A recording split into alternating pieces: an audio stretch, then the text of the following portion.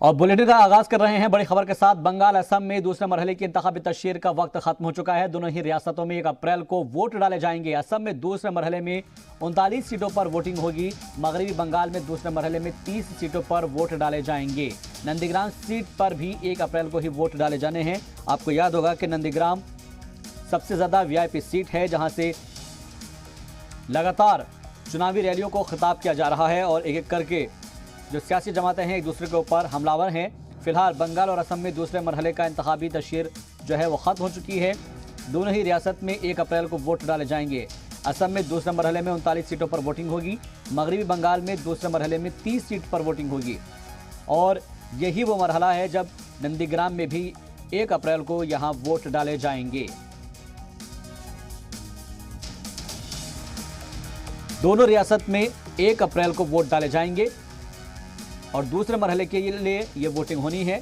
असम में दूसरे मरहले की 39 सीटों पर वोटिंग होगी, जबकि मगरबी बंगाल में दूसरे मरहले की 30 सीटों पर वोट डाले जाएंगे। फिलहाल चुनाव तशहीर का जो काम है वो खत्म हो चुका है दूसरे मरहले के लिए और आज चुनाव की जो तशहीर है उसमें हर किसी सियासतदान ने अपनी पूरी ताकत झोंक दी। जैसे जैसे वक्त आगे बढ़ रहा है, चुनाव में एक दूसरे पर इल्जाम तराशियों का दौर भी जारी है और इसी के मद्देनज़र आज एक दूसरे के ऊपर तनकीद करते हुए, एक दूसरे को तनकीद का निशाना बनाते हुए नजर आए शुवेंदु अधिकारी, ममता बनर्जी। हर किसी ने एक दूसरे के ऊपर टीका टिप्पणी की है और तनकीद की है, तनकीद का निशाना बनाया है। लेकिन असम और बंगाल में दूसरे मरहले का जो चुनाव होना है उसके लिए इंतखाबी तशहीर का वक्त 5 बजे खत्म हो चुका है और ऐसे में दोनों ही रियासत में अब क्योंकि 1 अप्रैल को वोट डाला जाना है, लिहाजा असम में दूसरे मरहले के लिए 39 सीटों पर वोटिंग होगी और मगरबी बंगाल में दूसरे मरहले के लिए 30 सीटों पर वोट डाले जाएंगे। नंदीग्राम सबसे ज्यादा वीआईपी और हॉट सीट है, जहां 1 अप्रैल को वोट डाले जाएंगे।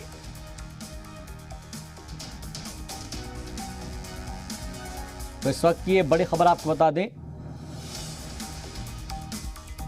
जहां दोनों ही रियासतों में 1 अप्रैल को वोट डाले जाने हैं, उससे पहले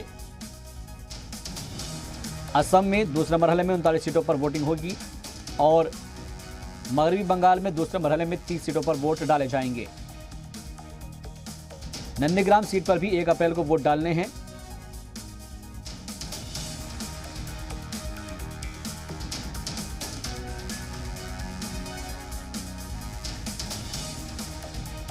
और इस खबर पर मजीद अपडेट के साथ हमारे साथ जी मीडिया रिपोर्टर आरको दिपोतो मुखर्जी हमारे साथ जुड़ रहे हैं।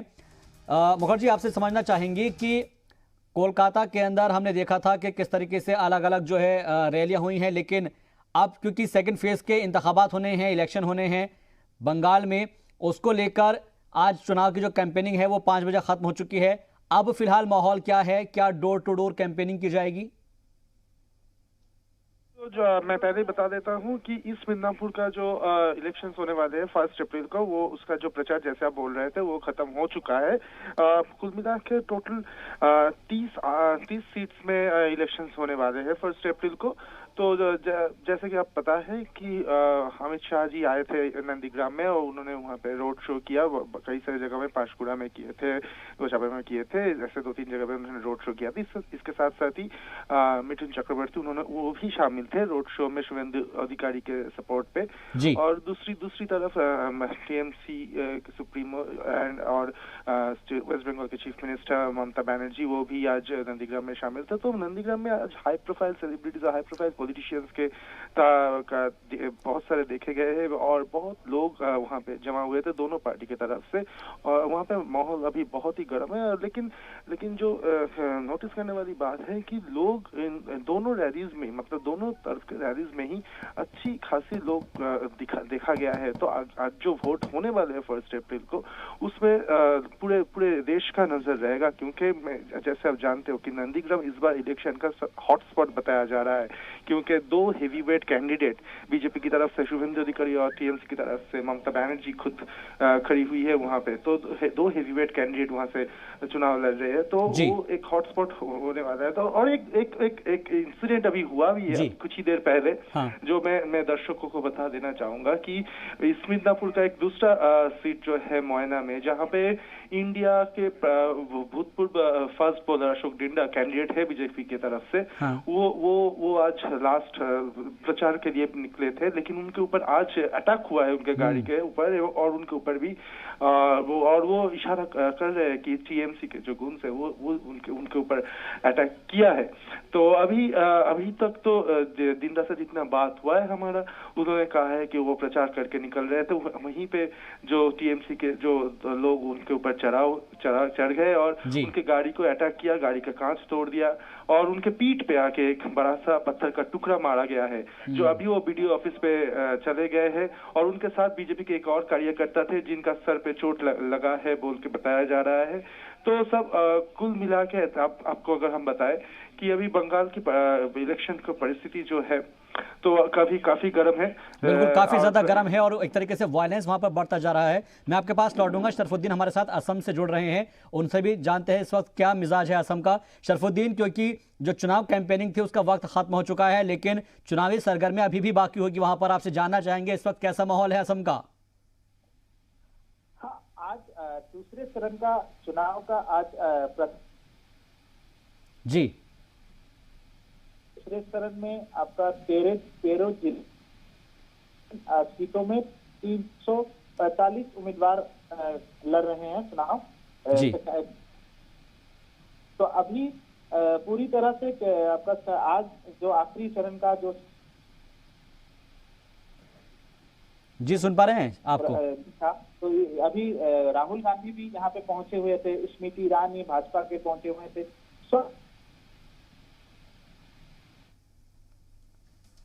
शरफुद्दीन से बातचीत नहीं हो पा रही है क्योंकि फोन लाइन पर सही आवाज़ नहीं मिल पा रही है। और एक बार फिर से रुक करते हैं कोलकाता का, जहां से जी मीडिया नुमाइंदे हमारे साथ अर्घदीप्तो मुखर्जी जुड़े हुए हैं। अर्घदीप्तो, आपसे एक चीज़ और समझना चाहेंगे, क्योंकि हाल ही के अंदर जो खबरें आ रही है उसमें ये कहा जा रहा है कि लगातार तशद्दुद की खबरें हैं, लगातार हिंसा हो रही है, बढ़ रही है।